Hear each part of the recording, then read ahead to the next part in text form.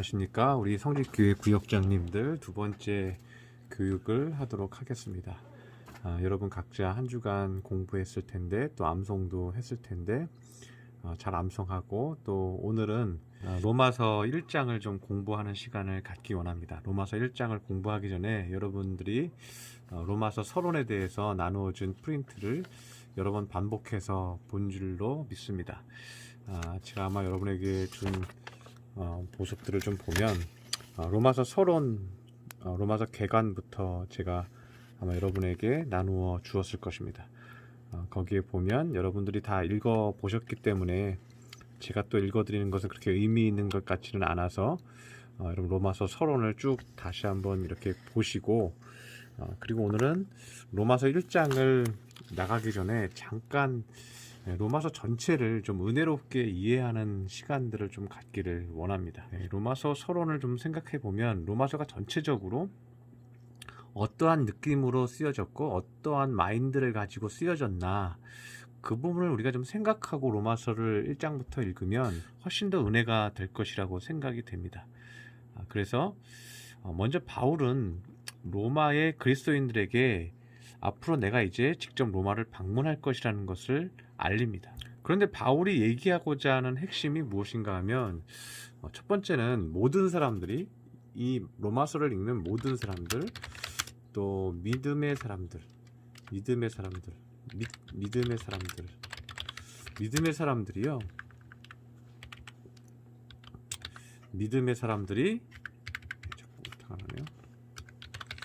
믿음의 사람들이 어떻게 되기를 원하는가? 그것은 하나님 앞에서 나의 본체, 나의 위치가 무엇인지를 깨달아야만 한다. 모든 사람들이 하나님 앞에서 나의 실체가 무엇인지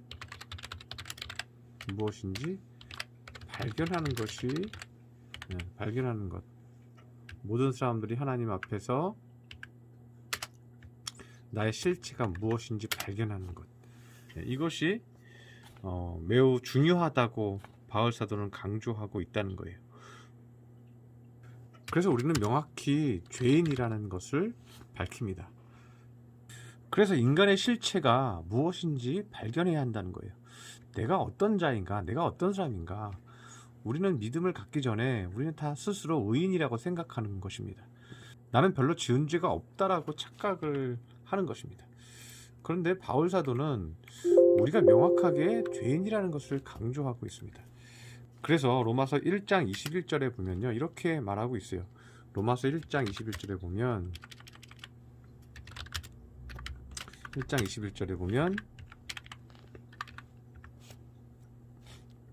하나님을 알되 하나님을 영화롭게도 아니하며 감사하지도 아니하고 오히려 그 생각이 허망하여지며 미련한 마음이 어두워졌나니 스스로 지혜 있다 하나 어리석게 되어 썩어지지 아니하는 하나님의 영광을 썩어질 사람과 새와 짐승과 기어다니는 동물의 모양과 우상으로 바꾸었다고 말합니다. 그래서 인간의 본 모습은요, 자꾸만 하나님께 영화롭게 하고 감사하고 그러지 않고 자꾸만 세상을 향해서 세상의 허망한 것을 자신들의 가장 귀중한 가치로 여겨지고 자신들이 세상에 가치를 두면서 마음이 어두워진다는 거예요. 스스로 지혜 있다고 말하지만 어리석게 되는 것이 사람의 실체이고 모습이라는 거예요. 그리고 결국은 그것들을 구하고 얻기 위해서 우상을 만들어서 우상을 숭배하는 어리석음에 빠지게 된다는 것입니다. 그것이 인간의 실체이고 인간의 모습이라는 거예요. 그래서 로마서 3장 10절에서 12절에 보면요, 이렇게 기록하고 있어요. 로마서 3장 10절에서 12절입니다. 10절에서 12절 말씀을 보면요, 기록된 바 의인은 없나니 하나도 없으며 깨닫는 자도 없고 하나님을 찾는 자도 없고 다 치우쳐 함께 무익하게 되고 선을 행하는 자는 없나니 하나도 없도다. 이렇게 말하고 있어요. 인간의 실체가 이렇다는 거예요. 인간이 하나님으로부터 은혜와 영향력을 받지 못하면, 하나님으로부터 공급받지 못하면 그냥 인간 자체로서 의인이 없다는 거예요. 스스로 의인은 하나도 없다는 거예요. 스스로 깨닫는 자도 없고 스스로 하나님을 찾는 자도 없고 다 자기 욕심에 치우쳐서 점점 더 무익한 사람이 되고 점점 더 선을 행하지 못하고 또 스스로 선을 행하여 거룩하게 되는 자는 하나도 없다. 이렇게 바울 사도는 얘기하고 있습니다. 우리의 인간의 모습이, 우리의 실체가 그렇다는 거예요.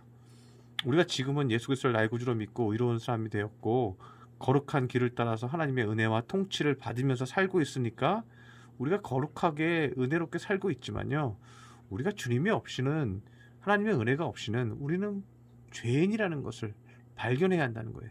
그래서 인간은 하나님의 영광스러운 의도와 계획에 미치지 못하고 헤매고 공허한 인생이 될 수 있다는 거예요. 하나님은 우리 각자에게 영광스러운 의도와 계획성을 가지고 있는데 우리가 하나님을 가까이 하지 않기 때문에 하나님의 영광의 계획에 미치지 못하는 것입니다. 그런데 인간이 예수 그리스도를 나의 구주로 영접하고 하나님의 은혜와 성령의 충만함으로 또 믿음으로 감당하면 하나님과의 바른 관계를 회복할 뿐만 아니라 각자가 가지고 있는 달란트를 통해서 하나님 앞에 예배드리고 하나님 앞에 복음 전하는 일꾼으로 쓰임받을 수 있다는 것입니다. 이것이 로마서 전체에 가지고 있는 마인드예요. 사상이에요. 요약하면 우리 인간 스스로는 죄인이라는 거예요. 인간 스스로는 스스로 거룩해질 수 없다는 거예요. 그러나 우리가 주님을 만나면 우리가 하나님의 영광스러운 의도와 계획에 의해 통치받고 그리고 그리스도인이 되어서 죄 용서함을 받고 영원히 하나님이 사용하고자 하는 거룩한 도구로, 일꾼으로 쓰임을 받는다는 것입니다. 그래서 오늘부터 로마서 1장을 우리가 공부하기 원하는데 1장 1절부터 7절까지 우리가 말씀을 좀 깊이 있게 생각을 해보기를 원합니다. 이 로마서 1장은 바울 사도의 인사로 시작이 되고 있습니다. 좀 더 자세하게 1장 1절부터 좀 보면요, 바울 사도는 자신이 그리스도의 종된 사람이라고 얘기하고 있습니다. 헬라어에서는요, 둘로스라는 단어가 종이라는 의미예요. 노예라는 의미로 쓰이기도 합니다. 이것은 하나님의 뜻에만 복종하는 바울 자신을 표현한 것이에요. 그래서 둘로스 하면 노예라는 거예요. 나는 이제 하나님 앞에 온전히 순종하는 노예와 같은 존재가 되었습니다 라는 의미입니다. 그런데 왜 바울이 이런 글을 썼냐 하면 로마서는요, 교리를 전달하고 교리를 가르치는 서신이기도 하지만 로마서는 바울 자신이 이제는 예수님의 제자와 같이 사도권을 가진 부르심을 받은 예수님의 사도다, 그것을 강조하기 위해서, 그것을 변증하기 위한 목적으로 로마서를 같이 썼습니다. 그래서 로마서는 교리 서신이기도 하지만 동시에 자신이 명확하게 주님께서 부르신 사도라는 것을 강조하는 부분들이 계속해서 나타납니다. 그래서 1절에서도요, 그리스도의 종 둘로스, 노예인 바울은 사도로 부르심을 받아, 이렇게 얘기하고 있죠. 그래서 자신이 사도임을, 사도적 자격을 가졌음을 강조하고 있는 것입니다. 그리고 1절에서 또 강조하죠. 복음을 위하여 택정함을 입었다. 또 강조하죠. 이 택정함을 입었다라는 말은요, 헬라어로는 아포리스 메노스라는 뜻입니다. 아포리스 메노스는요, 위로부터 임명받은 권위를 강조하는 거예요. 권위에 의해서, 하나님의 절대적인 권위에 의해서 바울 사도가 택정함을 받았다는 거예요. 이것은 우연한 선택이 아니라 하나님의 절대적인 계획과 권위 아래서 자신이 선택되었음을 강조하는 것입니다. 그래서 저와 여러분이 기억해야 될 것은 뭐냐면 우리의 부르심이 우연이 아니라는 거예요. 우리 구역자님들, 우리 권사님들이 결코 그 부르심이 우연이 아니라는 거예요. 위로부터 임명받고 택정함을 받았다는 거예요. 그래서 아포리스 메노스 하면요, 이것은 택정함을 입은 것입니다. 제가 좀 써주면요, 제가 좀 써드리면요, 아포리스 메노스입니다. 아포리스 메노스. 이 단어가 택정함을 입었다는 말이에요. 그래서 하나님께서 특별하게 택하셨다는 거예요. 그리고 나서 아까 언급한 둘로스라고 얘기했죠. 둘로스도 제가 써드리겠습니다. 둘로스는 노예라는 뜻이에요. 노예. 바울 사도가 자신은 하나님만 섬기는, 예수님만 섬기는 노예다, 한 주인만 섬기는 노예다 할 때 둘로스라는 단어를 썼습니다. 제가 지금 1장 1절만 하는데도 시간이 좀 많이 지나갔는데 여러분의 핵심이 무엇인지 알겠죠? 로마서 1장 1절에 있는 이 짧은 구절에 얼마나 많은 바울 사도의 생각과 사상이 들어있는지 우리가 발견할 수가 있다는 것입니다. 그리고 2절을 보면요, 이 복음은 하나님이 선지자들을 통하여 그의 아들에 관하여 성경에 미리 약속하신 것이라고 말하고 있습니다. 그래서 2절에서는요, 이 복음은 하나님의 선지자를 통해서 그의 아들에 관해서 성경에 미리 약속하셨다고 했는데요. 이것을 시편 132편에 보면 132편 11절에 보면 이렇게 되어 있습니다. 여호와께서 다윗에게 성실히 맹세하셨으니 변하지 아니하실지라 이르시기를 내 몸의 소생을 내 왕위에 둘지라고 얘기합니다. 12절에서는 내 자손이 내 언약과 그들에게 교훈하는 내 증거를 지킬진대 그들의 후손도 영원히 내 왕위에 앉으리라 하셨도다 라고 말합니다. 이 다윗의 후손이 결국은 끝까지 왕위를 차지할 것이다. 그 마지막 영원한 왕이 예수님이라는 거죠. 그래서 다윗의 왕가는요, 끊이지 아니하고 그 왕위를 세울 것이다, 왕위에 오를 것이다 라고 말씀하고 있다는 거예요. 그래서 오늘 본문 3절에 보면요, 로마서 3절에 보면 1장 3절에 그의 아들에 관하여 말하면 육신으로는 다윗의 혈통에서 나셨고 이렇게 말씀하고 있죠. 그래서 시편 132편 11절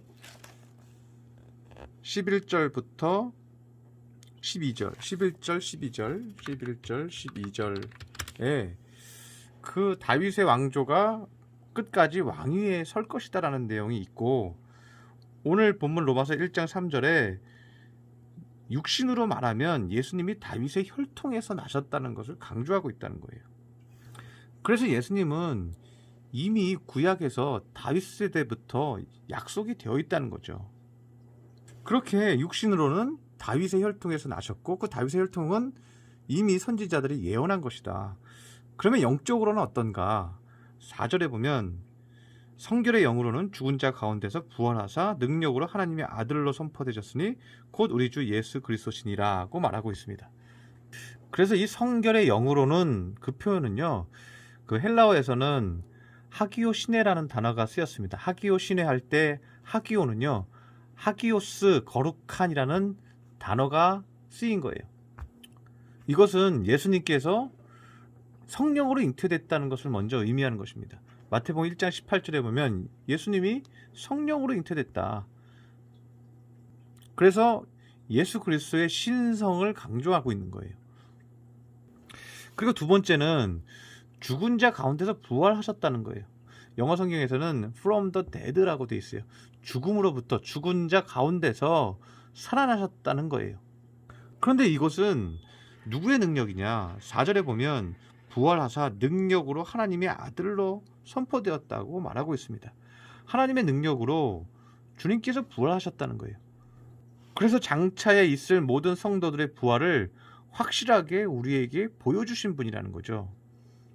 그래서 고린도전서 15장 45절을 좀 여러분 찾아보면요, 제가 읽어드리겠습니다. 고린도전서 15장 45절 보면 신약성경 284쪽에 있습니다. 기록된 바 첫사람 아담은 생령이 되었다 함과 같이 마지막 아담은 살려주는 영이 되었나니 라고 말하고 있어요. 그래서 첫 아담이 생령이 되었고 생명을 먼저 가졌고, 마지막 아담은 누구를 의미해요? 예수님이에요. 예수님은 어떤 영이요? 살려주는 영이 되었다는 거예요. 이 말은 부활의 영이라는 거예요. 생명의 영이고 살려주는 영이라는 거예요. 그리고 그러한 자가 누구라는 거예요?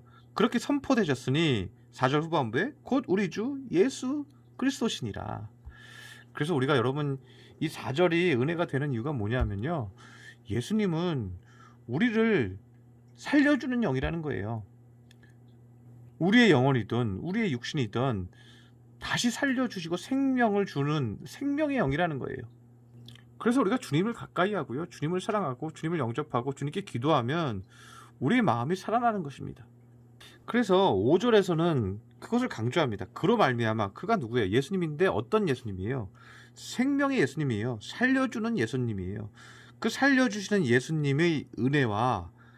그것을 전하는 사도의 직분을 받아서 그 이름을 위하여, 그 이름은 뭐예요? 살려주는 이름이에요. 그 살려주는 이름을 위하여 모든 이방인 중에서 믿어 순종하게 한다는 거예요. 살려주는 영이 우리와 함께 하셔서 모든 사람이 믿고 순종하게 만든다는 거예요. 따라가는 거예요. 그래서 5절 후반부에 이방인 중에 믿어서 순종하게 하나니 이렇게 얘기하고 있습니다. 우리가 주의 은혜와 주의 사랑으로 주를 믿고 생명력을 얻고 하나님의 살려주시는 은혜를 받으면 그 다음부터는 어떻게 되는 거예요? 이방인들도 믿어 순종하게 된다는 거예요. 그래서 우리가 전도의 핵심이 무엇이냐면요, 이방인들을 전도할 때 그들을 살려주는 거예요. 그들의 심령과 마음을 생명 있게 하는 거예요. 하나님이 그들을 위로하게 만들고 예수님이 그들을 위로하게 만들고 사랑을 체험하게 해서 그들이 살아나게 하는 거예요. 그러면 순종해요. 그러면 따라와요. 바울 사도는 6절에서 다시 강조합니다. 너희도 그렇지 않았느냐. 너희도 그들 중에서 예수 그리스도의 것으로 부르심을 받은 자가 아니냐. 너희도 예수 그리스도를 통해서 생명을 얻고 다시 살맛이 나고 다시 나를 살려주신, 살게 하신 그분 때문에 너희들도 예수 그리스도의 것으로, 예수 그리스도의 소유로 부르심을 받게 되지 않았느냐. 너희들도 순종하고 예수님을 따르는 자가 되지 않았느냐. 그래서 우리에게는요, 교리를 전파하기 전에 중요한 것이 있어요. 이 로마서 1장 1절에서 7절의 말씀을 통해서 우리가 깨달을 수 있는 것은 우리가 그들에게 사랑을 주어야 한다는 거예요. 우리는 교리를 전달하기 전에 내가 받은 은혜와 사랑을, 그리스도의 사랑을 그들에게 전해서 그들이 예수님의 사랑을 느끼고 체험해야 한다는 거예요. 7절에서도 보면요, 로마에서 하나님의 사랑하심을 받고 성도로 부르심을 받은 모든 자에게라고 말합니다. 너희들도 다 하나님의 사랑하심을 받고 성도로 부르심을 받아 믿어서 순종하게 되지 않았느냐. 너희의 심령이 하나님의 사랑을 받고 살아나고 생명력이 있게 되어서 믿어 순종케 되지 않았느냐. 그래서 부름받은 하나님의 일꾼이 되지 않았느냐. 그러한 너희에게 항상 아버지와 주 예수 그리스도부터 하나님의 사랑 때문에 은혜와 평강이 넘치기를, 있기를 원하노라고 축복하고 있는 것입니다. 그래서 바울은 마지막으로 이렇게 하나님이 살려주신 그 마음으로 예수님을 따라가 순종하게 된 이 사람들에게 은혜와 평강을 축복합니다. 평강은요, 구약시대에도 그 표현을 많이 썼어요. 그런데 은혜라는 단어는요, 신약시대에 주로 사용했던 단어예요. 은혜라는 단어 자체가 구약에서는 거의 사용이 되지 않았습니다. 이스라엘 백성들은요, 원래 에이레네라는 단어가요, 평강이라는 말이에요. 에이레라는 단어는 구약시대에서도 뭐 샬롬 이런 표현으로 히브리어로도 많이 사용이 됐죠. 그런데 은혜라는 말은요, 그리스도인들이 사용하기 시작한 단어예요. 하나님으로부터 기름 부음을 받고 그리스도인들이 서로에게 축복할 때 은혜라는 단어를 쓰기 시작했습니다. 헬라어로는 카리스라고 합니다. 이 카리스라는 은혜는요, 신약시대 이후에 쓰여졌습니다. 인사말로 자주 쓰여졌습니다. 바울사도는 이렇게 은혜를 자꾸만 강조하면서 사람들에게 당신들의 마음이 생명력 있고 살아나는 것이 바로 주님의 은혜입니다. 그 은혜가 끊이지 않고 영원히 항상 함께 있기를 원한다고 축복하고 있는 것입니다.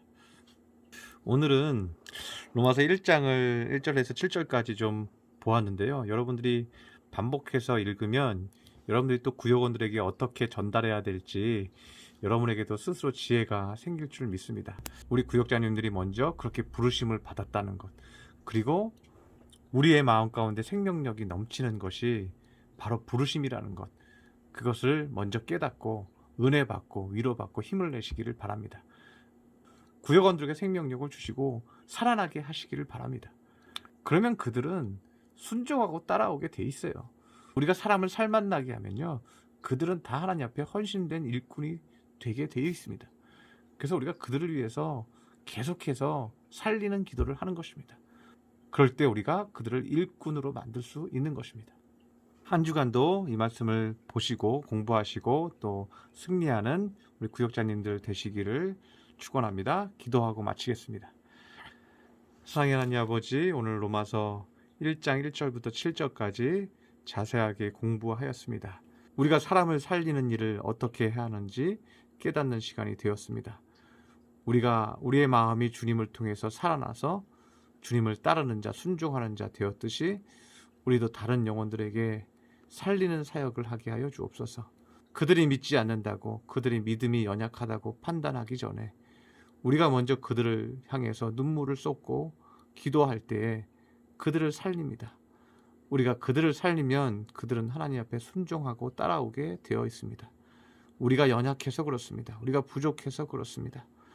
우리가 살리는 일을 먼저 하게 하여 주옵소서. 그것이 주님이 우리에게 하신 일입니다. 그래서 그들도 일꾼 만드는 귀한 우리 구역장님들 될 수 있도록 축복하여 주시옵소서.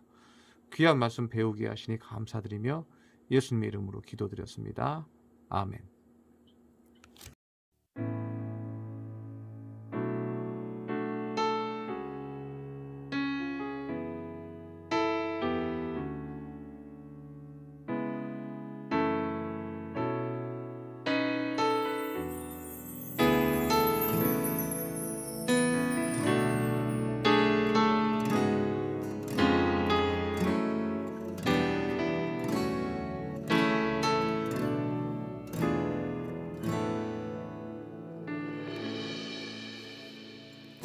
무한 시절 지날 때 깊은 한숨 내쉴 때 그런 풍경 보시며 단식하는 분 있네. 고와 같이 너희를 버려두지 않으리. 내가 너희와 영원히 함께하리라. 성령이 오셨네. 성령이 오셨네. 성령이 오셨네. 내 주